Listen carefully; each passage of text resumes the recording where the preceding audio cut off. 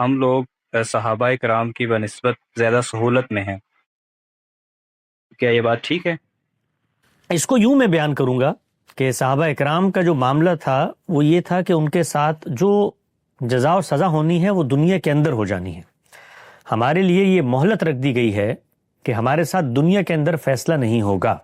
لیکن جہاں پر ان کو یہ سہولت حاصل تھی کہ دنیا کے اندر مثال کے طور پہ یہ معاملات ان کے ساتھ ہو جاتے تھے،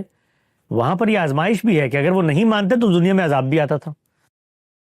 صحابہ کو جہاں دنیا میں عنایتیں ملی رسول کی مائیت کی وجہ سے، وہاں عذاب کا نوید اور عذاب کا کوڑا بھی برسنے کو تیار تھا۔ تو آزمائش تو سخت ہے، لیکن ہر شخص کی آزمائش اس کے لحاظ سے ہے۔ ان کو اگر یہ پیغمبر کی مائیت ملی تو اس کے ساتھ ساتھ وہ تمام رکاوٹیں بھی موجود تھی، پوری طریقے سے معاشرے کی رکاوٹیں موجود تھیں، آبا کی روایت موجود تھی، تاریخ موجود تھی، شرک کا پس منظر موجود تھا۔ اس میں پیغمبر کی موجودگی کے باوصف اس کی طرف التفات کرنا بہت مشکل تھا۔ ہمارا آج کیا معاملہ ہے کہ ہم دنیا کے اندر اسلام کو ایک عالمی تہذیب غلبے کی صورت میں 1000 سال میں دیکھتے چلے آئے، ہمارے خاندانوں میں ہم پیدا ہی مسلمان ہوئے، تو وہ جو پہلا مرحلہ ہے اس سے تو ہم سرے سے گزرتے ہی نہیں ہیں، یہ تو ہمیں ایک نعمت کے طور پہ مل گئی ہے۔ تو اس معاملے میں تو صحابہ اکرام نے ہم سے زیادہ کوشش کی ہے، ان کی آزمائش سخت تھی۔ لیکن اس کے بعد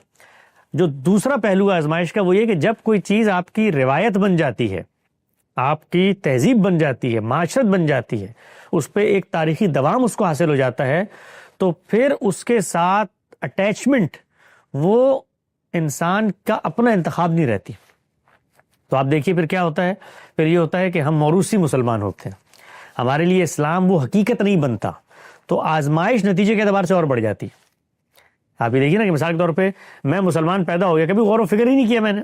کہ بھائی اللہ تعالیٰ ہیں، ان کے پیغمبر ہیں، پیغمبر نے آ کر یہ بات کی، اس سے پہلے شرک کی ظلمتوں میں ہم کھڑے ہوئے تھے، دیکھو ہمارے تمام کی تمام جو نفس کی علائشیں تھی وہ پاک ہو گئیں۔ یہ پورا کا پورا مرحلہ گزرتا ہے تجزیے کا، تحلیل کا، اور دین سے ایک زندہ شعوری تعلق پیدا ہوتا ہے، جیسے صحابہ کرام کا ہوا، کیونکہ حقیقت سامنے کھڑی ہوئی ہے اور گلی بازار میں رقصہ نظر آ رہی ہے۔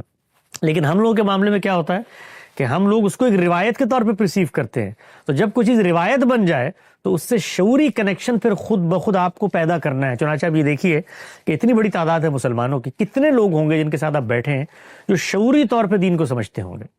یعنی ان کے لیے خالق کا ہونا ایک مسئلہ ہے، پیغمبر کا ہونا ایک مسئلہ ہے، پیغمبر پر ایمان کے جو تقاضے ہیں اور پیغمبر کی حقانیت اور صداقت کے جو دلائل ہیں وہ ان کے سامنے بالکل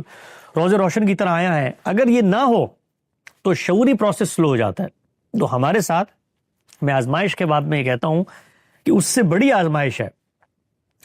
آزمائش ہے جو صحابہ کرام کو اس باب میں پیش نظر رکھنی پڑتی تھی، یعنی سامنے پیغمبر موجود تھا، دین اپنی حقیقت میں مجسم ہو چکا تھا، یہاں پر دین ایک روایت بن چکا ہے۔ تو جب روایت بنتا ہے تو پھر تعلق کمزور ہوتا ہے، پھر اس میں آپ کو خود شعوری خود شناسی پیدا کرنی پڑتی ہے تاکہ دوبارہ سے جس روایت کو آپ نے اپنایا ہوا ہے اس کو شعوری طور پہ اپنائیں، اس لیے کہ کچھ جاتا ہوا نظر نہیں آتا، ہم سب کو لگتا ہے ہم تو مسلمان ہیں